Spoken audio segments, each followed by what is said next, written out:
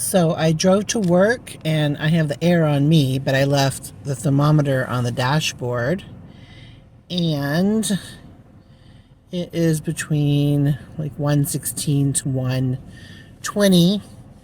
And it is 9:30 in the morning here in Arizona.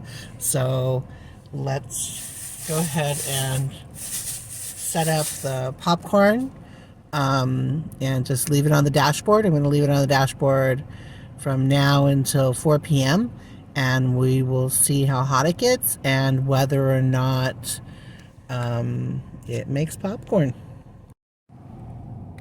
So I won't be coming out to check it. I'm just going to leave it here on the dashboard.